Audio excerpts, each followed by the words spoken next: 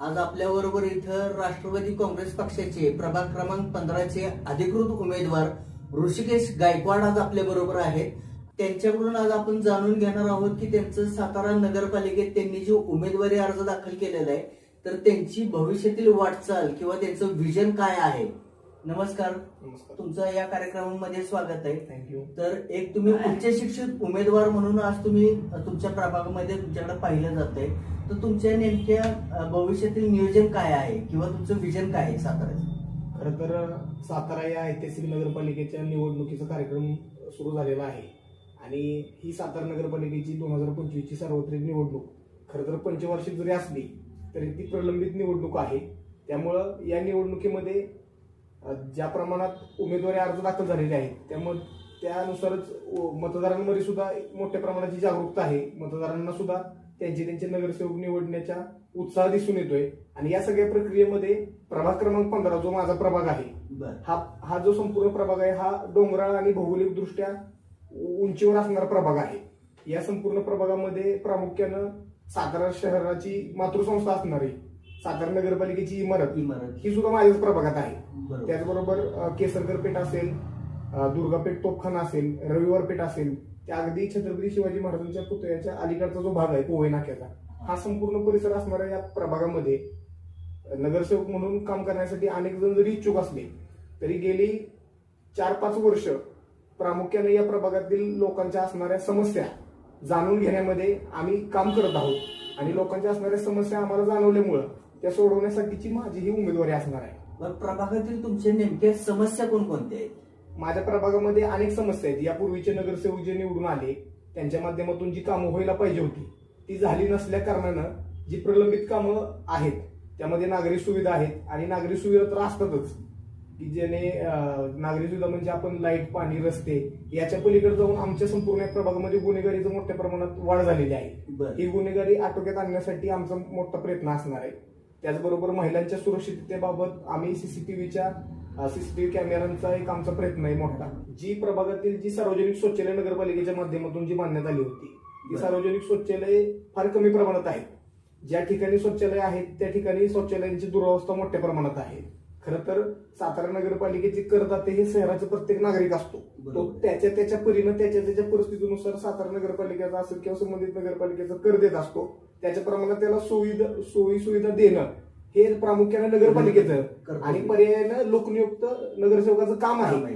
तरी देखील एक म्हणजे अगदी बेसिक जी गरज आहे लोकांची सार्वजनिक शौचालयाची सर्वसामान्यांची तिथं सुद्धा सार्वजनिक शौचालयाच्या सार्वजनिक शौचालयांची जी दुरावस्था आहे ती प्रचंड मोठ्या प्रमाणात आहे. याच्यावर देखील आम्ही काम करणार आहोत मोठ्या प्रमाणात. एक नगरसेवक म्हणून, एक तरुण नगरसेवक म्हणून तुम्ही बाकीच्या नगरसेवकांच्याकडनं काय अपेक्षा करतात? सातारा नगरपालिकेची सातारा नगरपालिका जी आहे ती सातारा शहरवासियांसाठी असणारी मातृसंस्था आहे. विविध नागरिक आपापल्या समस्या घेऊन नगरपालिकेत जात असतात. खरं तर नगरपालिकेत जर आपण गेलो तर आपणास पाहावयास मिळेल की नगरपालिकेच्या आत्ताची जी अवस्था आहे ती अत्यंत दयनीय आणि किळसवाणी अवस्था झालेली आहे. सातारा नगरपालिकेत घाणीचं साम्राज्य मोठ्या प्रमाणात आहे.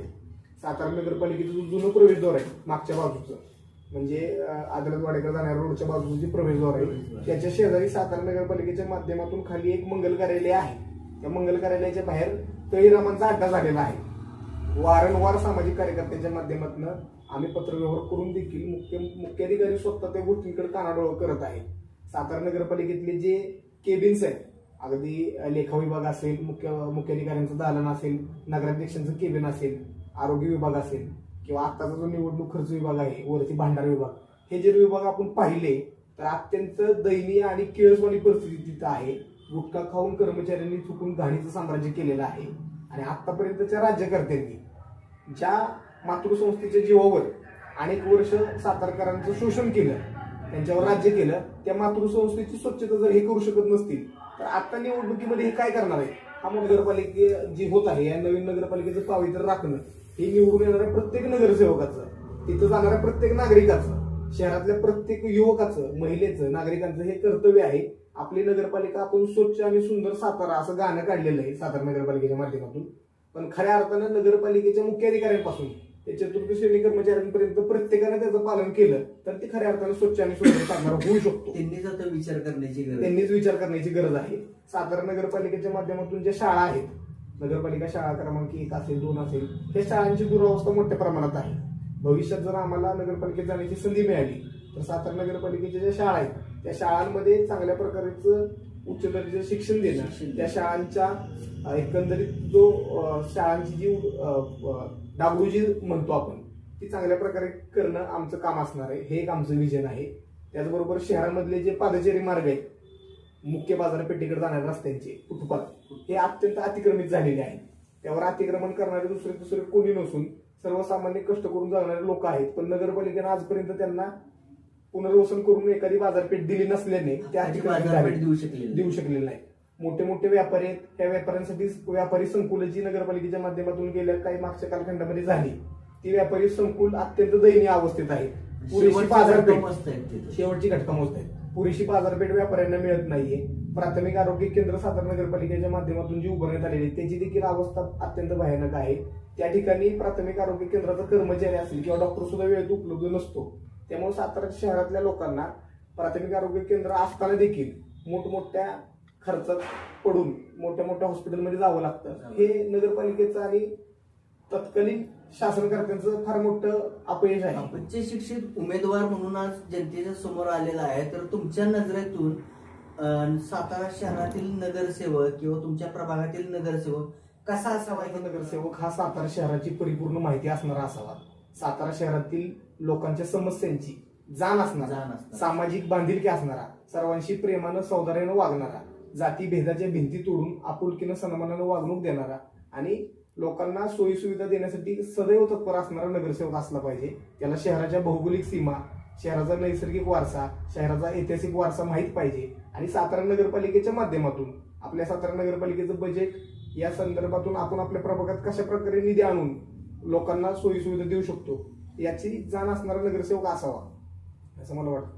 तुमच्या प्रभागाविषयी किंवा सातारा शहराविषयी विजन काय आहे? माझ्या प्रभागाविषयी प्रामुख्यानं म्हणलात तर माझ्या प्रभागाविषयी माझं विजन असं आहे की आमच्या प्रभाग, मगाशी मी सांगितल्याप्रमाणे की हा डोंगराळ भाग आहे. वरचा जो आमच्या प्रभागातला जो पट्टा आहे, 4 भिंतीला लागून असणारी जी वस्ती, मोठ्या प्रमाणात कोराडी समाज आणि इकडे आंबेडकर नगरचा जो समाज आहे हा उताराला राहणारा समाज आहे. तर त्यांना संरक्षक भिंती असणं फार गरजेचं आहे. कारण नैसर्गिक हानीमध्ये त्या लोकांचं फार मोठं हानी होऊ शकते भविष्यात. तर त्यांचा तो एक प्रोटेक्टिव्ह विचार म्हणून त्यांच्यासाठी तिथे एक संरक्षक भिंत असणं गरजेचं आहे. त्याचबरोबर त्यांना मुबलक पाणी पुरवठा वरती टेकडावर राहत असल्यामुळे पोहोचत नाही, तो पोहोचवणं सातारा नगरपालिकेच्या माध्यमातून एक विजन असणार आहे. आणि हा जो संपूर्ण परिसर आहे, आमच्या संपूर्ण प्रभागामध्ये सर्वसामान्य दलित बहुजन समाज राहतो, कष्ट करणारा श्रमिक आणि सर्व हारा वर्गातील मतदार आमच्या इथं आहे. या प्रमाणात मोठ्या प्रमाणात गुन्हेगारी आहे, ती आटोक्यात आणण्यासाठी माझं विजन असणार आहे. गुन्हेगारीला आळा घालण्यासाठी आमचं विजन असणार आहे.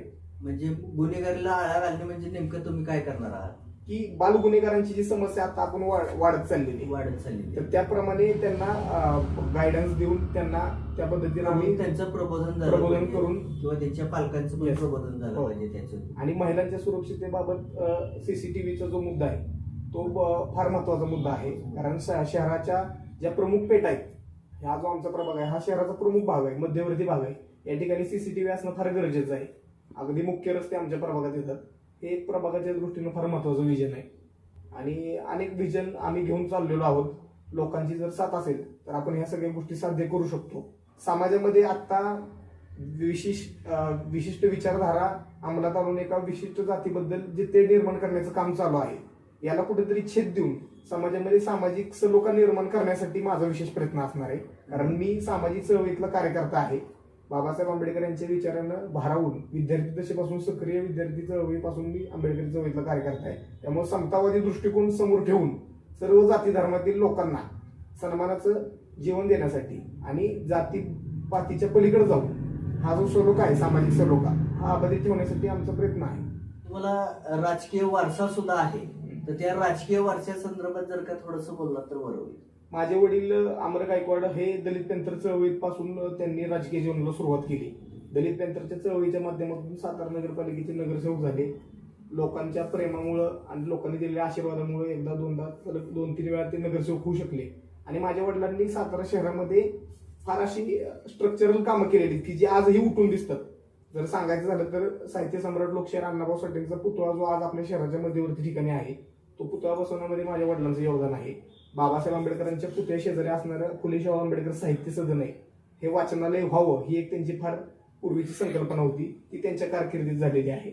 आणि प्रभागातील आमचा पूर्वीचा जो वॉर्ड होता वडिलांच्या वेळेस, तो अत्यंत दयनीय परिस्थिती होती. आज जे आमच्या प्रभागात काही जी सुधारणा दिसतात त्यामध्ये माझ्या वडिलांचा फार मोठा वाटा आहे.